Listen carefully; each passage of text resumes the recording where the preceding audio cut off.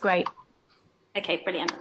So you had a quick intro from me before, but my name is Rachel Lane. I lead the strategy and insight team at Reason Digital.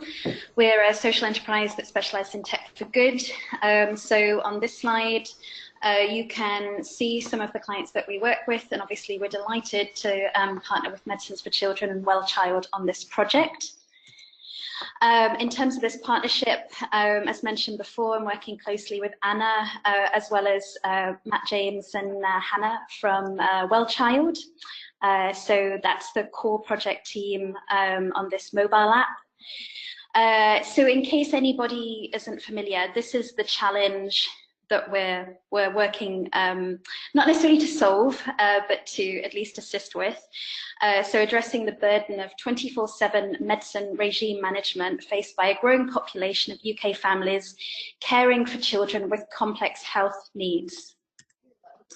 In terms of the project intention, we're proposing to develop, or we are developing, a mobile app that helps parents and carers better manage their child's medication needs safely, which includes whenever and wherever they need that medicine, how to administer those medicines safely, to set reminders when doses are due, and to aid communication with other healthcare professionals. You'll hear me refer to this minimum viable product as we go through. So, so far we've done quite a lot of research. We have we've surveyed parents, we've done video diaries, we've obviously had a workshop with nurses, we've had a workshop with healthcare professionals, we've had a lot of feedback. You know, like healthcare, we work with limited resources, so through extensive consultation, we resolve what we can actually deliver as the initial phase, and then what features and functionality we assign to a roadmap in order to get the most value out of the budget and the time that we have. So if anyone has any questions on our processes here, feel free to ask those at the end. In terms of audiences, so obviously we recognize that within our problem space, we're talking to parents, carers, and you know, ultimately perhaps helping children manage their own medication.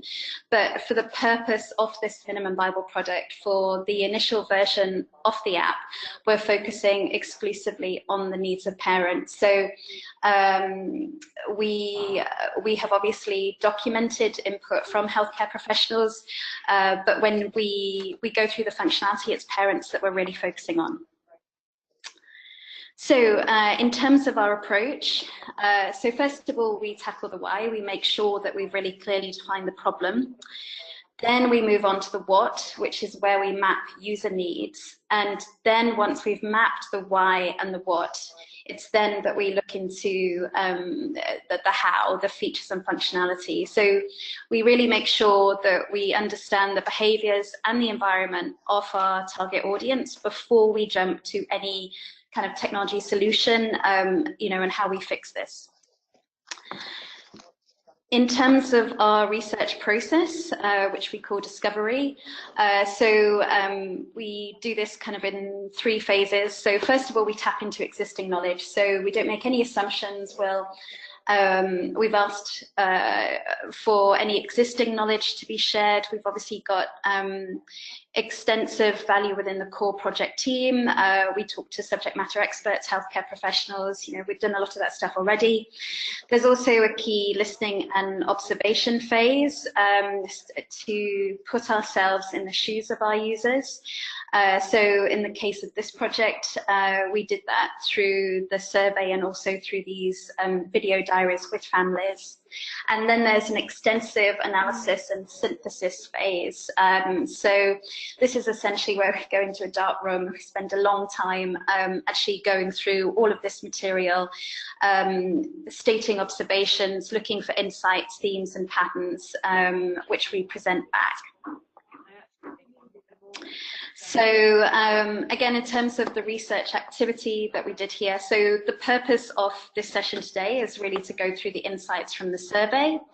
But we also, again, got families to submit video diaries through WhatsApp. Yes, we spent a lot of time going through that footage, just again documenting the needs of families. So in terms of the survey results, we distributed the survey to approximately 2,000 parents, of whom we had a response rate of 225, which we were really pleased with, particularly because it's quite a long and detailed survey. So we were actually quite delighted that parents were so generous with their time and feedback in terms of the insight that we got. We learned that just over 2/3 are caring for their child alongside a spouse or partner. Just under 20% are a lone carer. In terms of the age of parents, just under 50% age 35 to 44, 22% age 45 to 54, 20% age 25 to 34, and 6% age 55 to 64. So also we asked them for the age of their children. So 20% have a child under 5 years of age. Just over 1/3, 6 to 10 years old. 28% 11 to 15. 13% 16 plus. So we also know that the parents who responded to this survey are fairly experienced. Over 1/3 of them have been doing this for more than 10 years. 30% 6 to 10 years and 20% 3 to 5 years. So we're dealing with quite knowledgeable parents in terms of the survey response. Pain points, so these moments of stress that parents reported back, obviously a change of routine. Fatigue was a huge one, so I think that's been a theme that's emerged in pretty much every research exercise that's been done. Change of carer, having to retrain people, recommunicate information, and obviously update when there are changes in medicine. So sometimes the medicine itself or even the brand of medicine. Am I going through this at an okay pace for everyone? Yes. Okay, great. What we took from this survey, and also I guess other forms of research, is that one of the parents is typically doing the bulk of the work. So we refer to this parent as the expert carer. So this is the parent who's often at home, who does the bulk of communication with different healthcare professionals, and who is essentially keeping the bulk of this knowledge and that medicine regime management in their head.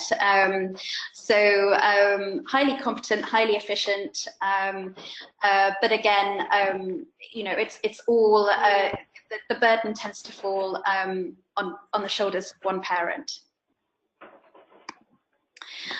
In terms of the challenges for parents, so 86% said that communicating with other carers and healthcare professionals about their child's medication. So again, having to transmit this to each healthcare professional in their network. Of course, 3/4 also state that remembering which medication to provide. It's also stressful for parents, I guess, to observe their child's response to receiving a medication if that's uncomfortable. And of course, how to 70%, said that, one of the biggest challenges was about how to administer the medicine and how much to give. That sometimes the instructions on the packaging were actually quite complex to deliver at home. So in terms of significant pain points, 1/3 also said that having to act as the coordinator in sharing up-to-date medicine information between different healthcare professionals was the most significant strain. And obviously that's also supported by 21% stating that coordinating multiple carers looking after their child's needs was also deeply frustrating. Again, going through the training regime, trusting that carer, but then having to, you know, that if they're let down by the carer, having to retrain new people, and the time invested there. So we included some quotes from parents from the survey. So this is one parent saying that communication, you know, across that network was incredibly difficult. That can everyone still hear me? By the way, I've just had an audio alert. Yep. Okay, great. So yeah, this parent saying that clinic letters can miss off regular medications, communications between all of our child's 3 hospitals and to our local GP for prescriptions. You know, it's poor and it causes huge amounts of stress and even missed dosages. Communicating with carers can be difficult. They may not always write down all the necessary information, which means chasing for info so not to overdose or give dosages too soon. We also heard that it can be challenging getting the information, the answers that parents need, that still a lot of communication is done by post. So that can be difficult. Having to remember all of this information in their heads and repeat this to different healthcare professionals without a system to manage that. And then, you know, perhaps when carers don't complete the administration information correctly or completely miss to record what they've actually given to the child. In terms of managing medical care, so you know, on this slide we have photos from some of the videos in terms of you know, where parents are showing us how they're managing the medicine regime at the moment. So whiteboards, diaries, you know, printouts of charts. You know, again, quite complex information that spends a lot of that takes a lot of time to document. In terms of asking parents about what they use to manage this medicine regime, so it's pretty chartastic. We have cupboard charts, bedroom charts, fridge charts, charts all around the house, charts that accompany the child, Mars charts and wall charts. In addition to that, there are obviously, you've just seen photos of whiteboards, but we also have pin boards, blackboards. You know, parents have a variety of techniques to try and keep on top of this. We also saw parents referring to kind of, I guess, in terms of digital solutions using their mobile phones. So we didn't see a lot of parents necessarily using dedicated medical mobile apps, but a lot of parents already using alarms and reminders, taking notes on their phone, taking photographs of medicines to remember the names, and setting alarms with the names of those medications. So, you know, I guess, you know, in terms of insights from the survey, that we've learned that these parents are, you know, very adept at what we've called life hacking here. So through a combination of techniques, you know, they're managing pretty well. So they've got notepads. I guess for those parents been doing this for more than 10 years. Oh, I've got a slight echo. I'm not quite sure what's going on there. I shall continue. If there's an echo, it can be helpful just for everybody listening to make sure that they mute themselves. So if anybody is online who isn't Rachel, just put yourself on mute. But I can hear an echo too.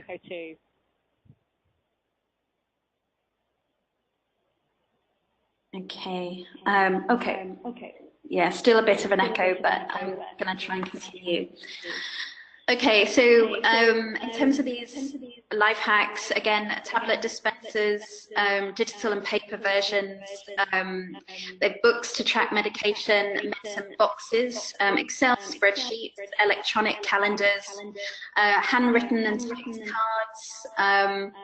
They're just their own special layouts that they've done on the computer, special community cards, and all sorts of written instructions for carers. And I guess, we ask the question of, how well it's working for these parents. And essentially it works well because the medicine management system is personalized to every parent. There's no universal solution as yet, so parents have no way of comparing their system to any other system. It's easy to update and iterate, so even though it might be time consuming to map this out on a whiteboard, it's fairly simple for each parent to update that. Obviously this environment is stable. And lots of parents say, I've been doing this so long, I've got into the routine, I know what I'm doing. So, of course, all of this works well until it doesn't.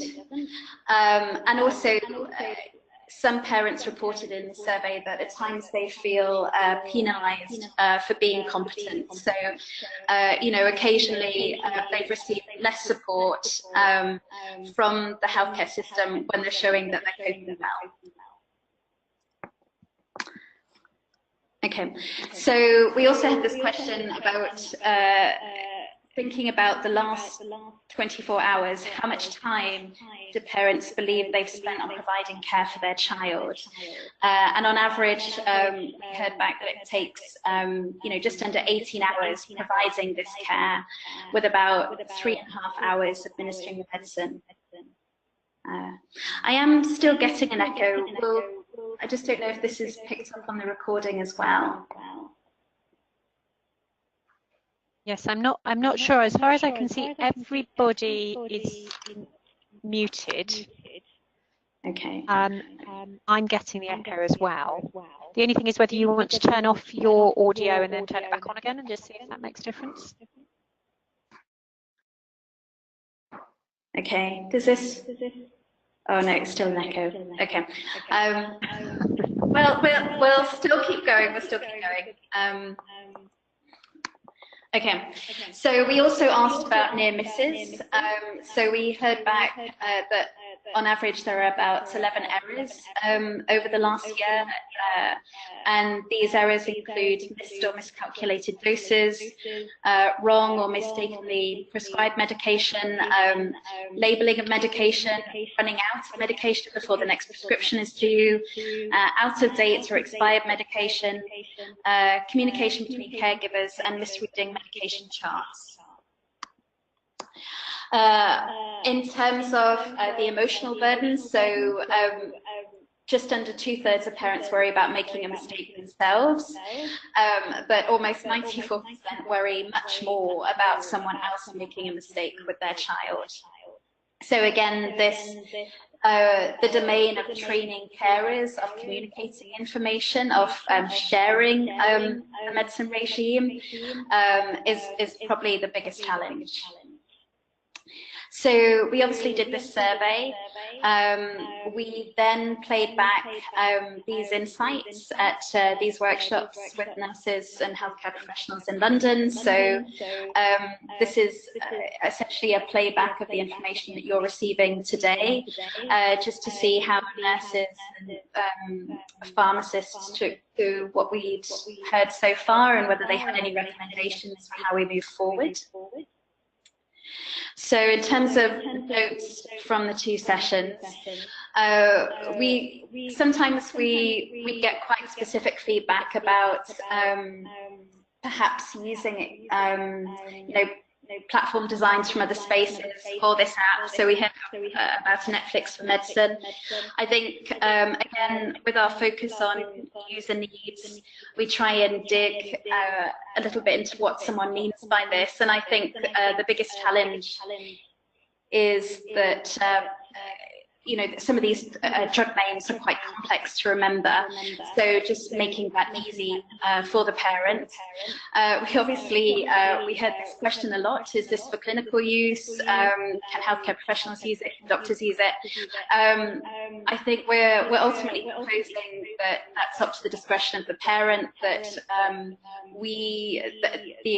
the app is for parents first and foremost, and if healthcare professionals do access it, it's just to cross-reference. Will we need training?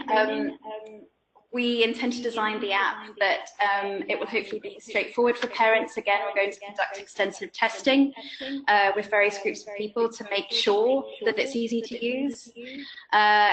This question of who has access came up a lot, so we're looking at what the different groups that would maybe access this information and the environment. We obviously had a lot of questions around protecting confidential information, which is a core requirement. Lots of questions about what happens with families who have multiple children with complex health conditions. This is out of scope for the initial phase, but something that we would recommend addressing further down the line. Lots of some pharmacists talking about the importance of capturing brand names as well as the name of the medication itself. Also capturing details in terms of patient response, allergies, intolerance, sensitivities, those kinds of preferences. Lots of questions about literacy, both in terms of language and comfort zones with tech. Again, language is something that's out of scope for this initial phase, but we will seek to make this as accessible as possible, yeah, for different parents.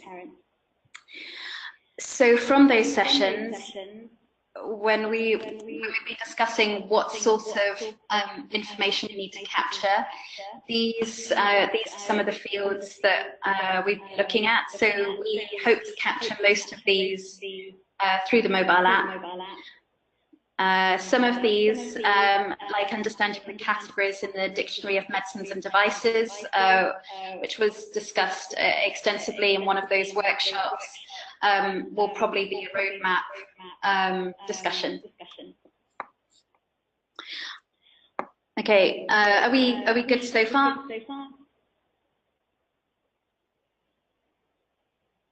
Yes, that's great. I hope everybody else is hearing well. Yeah, and you're doing remarkably well with the echo. So keep going. It is a little distracting, but hopefully when we get to questions at the end, if there's anything I've missed by being sidetracked by my own voice, do let me know. Okay, plowing forwards. So on the previous slide, I guess we're looking at these fields when someone is first putting in a particular medicine into the app. We're also looking at the fields that we need to display once that medicine is shown in the chart. So these are some of the things that we're thinking about. Obviously, some of these fields are more important than others. In terms of pain points around the medical chart, we've listed out a few things that we've heard from parents. So some frustration with prescription information that just says status directed. You know, sometimes administration information on the packaging, but not necessarily on the medicine bottle or the box itself. Remembering the spelling of certain medications, so that was a big issue, and I think that's where the request for you know, a Netflix for medicines came from, because it's a big pain point for parents. Duplicating the same information, relaying that information, sharing it. sharing prescription details and healthcare instructions that need to be personalized around what the child likes, keeping charts up to date, and then of course, again, that parents do a tremendous job of this, except that it's extremely challenging when they're very tired. Again, following those workshops with nurses and healthcare professionals in London, we developed, it's a 40-page document of different features and functionality that have been grouped into core areas, you know, like login, the medical chart, sharing access, governance. This is really just to stress that this is an area we're looking at. We haven't fully resolved it right now in terms of how access will work across different groups of people, and whether we assign edit access beyond parents. So it might be with parents to assign read-only access to carers or to the GP or to the nurse, but that's to be scoped further down the line. So again, these are just screenshots from this extensive document in terms of areas that we're looking at, the medical chart, how we format that chart, especially, you know, as you saw earlier in the deck, that parents are currently working with whiteboards and pinboards and printouts, and we have to magically condense this to a tiny screen. So in terms of where we're at the moment, we think that we've got a flow for how you might input information, but we also have to think about how this gets displayed back in a way that doesn't add stress to the parent's experience. So that's also something that we're looking at. And perhaps also how, you know, if parents do share the medical chart information, how we might allow carers to record what they're doing so the parents get peace of mind that the instructions are actually being followed correctly. In terms of critical questions, so we've obviously been looking for commonalities between parents' experiences. Some of the questions we had at the beginning is, you know, does the parent of a newborn with complex medical needs, how are those different to a parent of a child who's had complex medical needs for many years? And do we focus on one of these groups? That's something that we've been exploring. And though obviously we want an app that is practical and that really helps parents with this complex regime, we also have to make sure that we develop something that they enjoy using. You know, especially when they've done a 40-hour shift and they're, you know, up in the middle of the night, that sort of thing. We're obviously looking for feedback for the app, but as stressed earlier, knowing that we can't deliver everything at this initial phase, it might be that we get feedback from these sessions that will feed into the app roadmap or possibly lead to other projects. As stressed, we're working with finite resources, so when we're evaluating what's most important to develop first, we obviously want to avoid getting caught up in compliance. So this is part of the reason to focus on the needs of parents and not necessarily prioritise the needs of healthcare professionals. We're looking at knowing that these parents already have their own systems which they're familiar with using and that work for them. With, you know, when we design the app, we're really working hard to think about what value we can add to users over and above these existing systems. You know, how can we recoup the most time for parents? So if we ultimately make it easier for them to share this information that they're having to duplicate each time, where they're having to repeat themselves, that maybe that's the space where we can add most value. And then I guess along the way, when we started this, we perhaps had the assumption that you know, the most value that we could offer is helping parents manage this this information. But as you've seen from what we've heard so far, and the whiteboards and the diaries and the printouts and all of these different hacks that they have at the moment, they actually don't need help in managing that information for themselves. What they need is to make it easier to share that information with everyone else in their care network.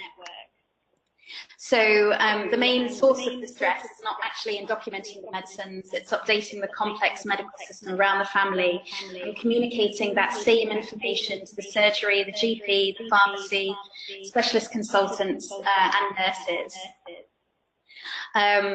You know, that information again is often stored in the parent's head, and there should really be a better way of transferring that knowledge to empower others, you know, whether that's the other parents, whether that's carers, or whether that's grandparents, that sort of thing. And I think most importantly, again, this doesn't solve the complete challenge, but it would allow parents to reclaim some of their own headspace, securing peace of mind and confidence in care, and most importantly, perhaps allowing them to enjoy being parents. In terms of critical decisions, I'd wondered if you might want to know where we are now following all of this research. So we've just completed the first development sprint. We have a functional prototype for a core set of features. Also, this is the minimum viable app. It will be Apple devices only, so just iPhones. We have 2 further development sprints plans to complete the minimum viable product. If anybody wants to get involved and give feedback on what we've developed so far, be very welcome, and we can perhaps coordinate that through Anna. We will also be looking at formalising a release plan, which will consist of various test phases, what we call alpha, which is a soft launch, where we perhaps handpick people to test the app and to give us feedback. That will then be followed by a beta phase where we will maybe quietly launch it on the App Store, so it's open to the public, but it's not marketed as such. And then, of course, we also need to figure out what the roadmap for this app looks like, knowing that we will want to scale, knowing that we want to do a lot more than we've got time and budget for this initial project. So, and we also want to make sure that all of the feedback that you've given us to show that we've heard that and to make it clear why we're making the decisions that we are, you know, most importantly to you know, look at ways of continuing to add value. So I think that's it from me. Those are all of the slides, so if anyone has any questions, I'd be happy to take them now. Thank you so much, Rachel. That's really, really helpful. And I hope very much that all the participants, I can see that the number has slightly grown during your talk, but I hope all the participants were able to hear and enjoy that.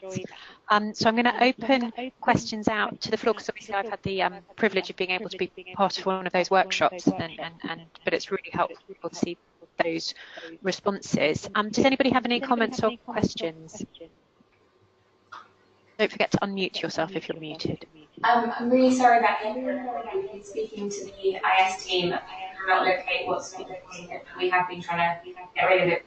Really sorry. The thing we recommend is we turn our volume down. Slightly less annoying, but apologies. Thank you so much, Rachel, for carrying on despite that awful echo.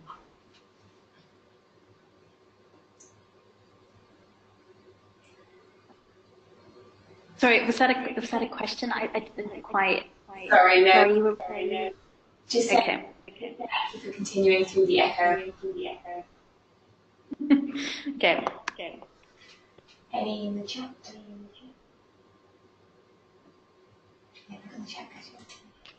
If anybody's feeling daunted by the echo with asking questions, then do please type into the chat box, and we can read your question that way.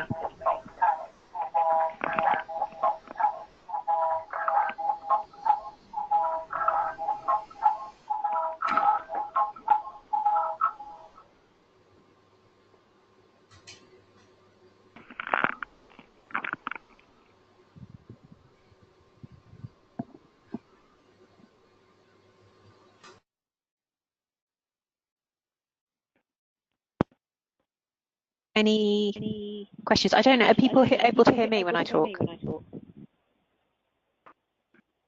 Yes. Okay, good. It feels like the the echo adds an extra kind of delay. I don't know if perhaps going back out to the audience is, so I know I can see a couple of names on the call for people who've been involved in some of the creation of this, but perhaps for people who this is new to, what are your thoughts about this app? Is this something you think would be useful for your patient groups?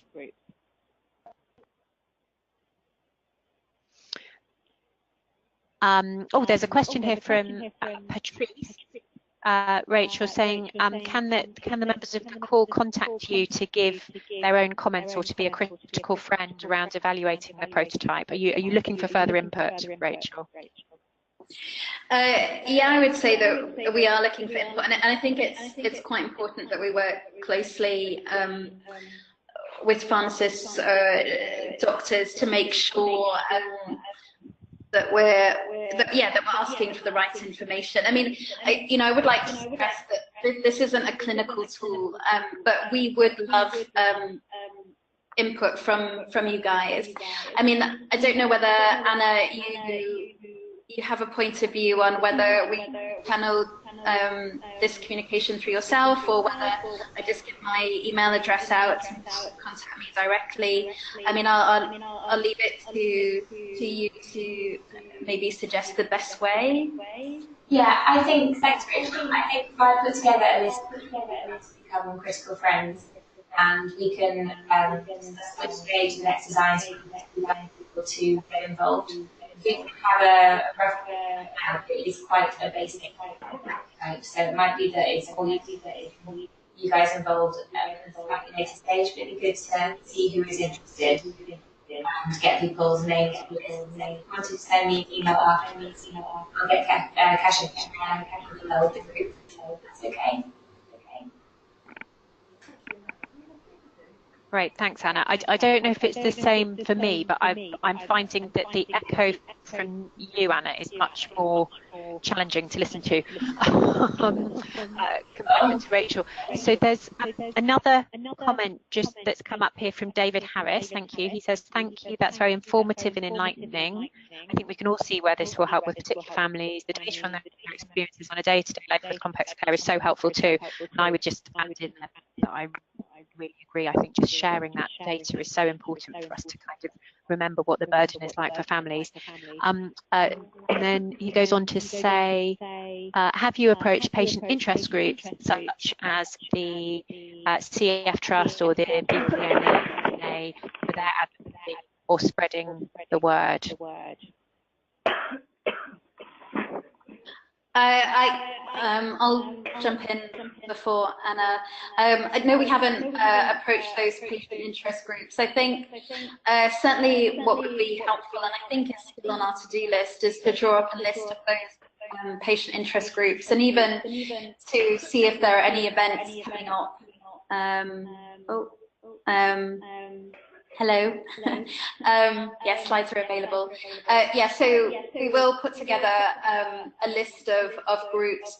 Maybe we can do outreach to perhaps a list of events. I think I need to liaise with Anna and Matt and the rest of the project team to look at how we communicate the work done so far. I mean, obviously, I think we've made great progress. We also want to manage expectations. So, people understand, again, why we've made the decisions that we have done. Basically, it would be easy to expect the mood on a stick, but we just want to make sure that people understand, the intention behind the project. So yes, we will share it. Thank you. But mindfully, yeah. Alice speaking again. I was just thinking, obviously, right at the beginning, you talked very sort of sensibly and pragmatically about the concept of the minimal viable product, and obviously, the more stakeholders you involve, the bigger, I guess, the wish list, and then it's very important for you to kind of bring it back down to something that is achievable and does the kind of the core aims, which rightly are very much patient and family focused. I guess one question is whether do you envisage going forward after the initial launch that there will be a forum for people to continue to give ideas and that the app will kind of develop and evolve? Yeah, I mean, I guess really as soon as we launch, we should also have a roadmap that maybe accommodates feature and functionality phases for the next 2 years. I mean, I don't want to speak on behalf of Matt and Anna here. Obviously, we have budget for this initial phase, and we would need to look at funds for subsequent phases. So, I mean, that's also why we're extremely sort of tentative and cautious about stressing what's going to be delivered in the long run. But I think it's extremely important to build a community around this, and to look at that as soon as we launch this initial phase, look at how we continue to engage different groups of stakeholders, so that we can scale value, so that we can work with existing systems and groups of people, but also so that it feels like you know, we're sharing our knowledge as well. So the idea of building community around this app is that stakeholders understand the decisions that we make, the processes that we work to, how software gets built, and that we learn. Obviously, as the tech experts here, we're learning more about, you know, the situations of pharmacists and families. We would also love to impart our knowledge of how we build mobile apps and how these things get done. So again, that we build a really rich community. But yeah, I mean, a long answer. In short, yes. And we will work closely with Anna and Matt to figure out how we communicate that and what those communication channels are. Brilliant. Thank you, Rachel. So just looking at the comments, there's a comment from Oliver Rackham suggesting that neonates would be happy to provide some input, and I guess as Anna said, do just keep coming forward with if there are groups you think it would be helpful to be engaged.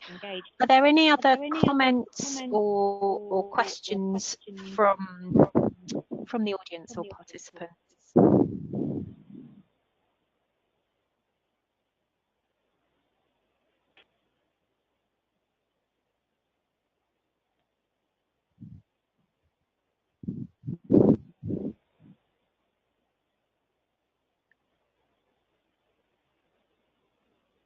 Excellent. I think some people may be being a bit put off from talking just because of the echo, and I can tell you it is quite daunting. So again, Rachel, congratulations for having persevered despite the odd sound feedback. Thank you. I think in that case, particularly given the audio issues, I think probably this is a good a point as any to bring things to an end. So just to reiterate, Kasia, I think we can make the slides available, can't we? Yes, we can. So I think we will send the slides to everybody who's been on the call, and also they will go out to the next main bulletin. Brilliant. And then also, the webinar is available on YouTube after the event. Once it goes up and running, we share the link and people can listen to that. Obviously, we're not quite sure how echoey that will be. So thank you very much for joining us. I think just to kind of to bring things to a close and kind of loop it from the MedsIQ point of view, we feel that this whole project just aligns really beautifully with what it is that we think is important, which is increasingly, as we look at how we improve medication safety, we see this enormous gap in supporting families who actually are doing a huge amount of the day-to-day medicines administration, particularly for children with complex needs. So we're really excited to watch this evolve and to kind of measure its impact for families. And we really hope that all of you will go and think about this, and then I can see that Rachel has put her contact details in the comments. So do please contact her or contact Anna or Kasia or any of us if you've got any further thoughts following on from today. We will be planning our next webinar, which will be after Christmas. Kasia, I can't remember which date we said. We said the 15th of January. The 15th of January. The topic to be confirmed, but it would be brilliant if people would like to join us again, and we'll cover another medication safety related topic at that point. And then we will very much continue to work closely with sort of hearing what's going on with the app team, and as there's any developments, we can share those. We can share those with you. So any other things to add, Kasia or Anna? Well, I am conscious that I might be causing people's headaches, so I'll keep myself very brief. Just to notify everybody of the big change coming our way, MedSIQ will be part of a larger web environment called QI Central, that you will be getting more information about soon. But just to also finish on the topic for today, I suppose I'll speak on everyone's behalf here, Rachel, when I say that we'd be very keen to be able to contribute and be involved as much as we can. And there are, there were callers here who expressed this wish, but also there were people who contacted me saying they couldn't come to the webinar, but they were very much like an opportunity for child health professionals to be informed of the progress, to start promoting the app to patients when it's kind of ready to launch, and also to advise whenever you need it.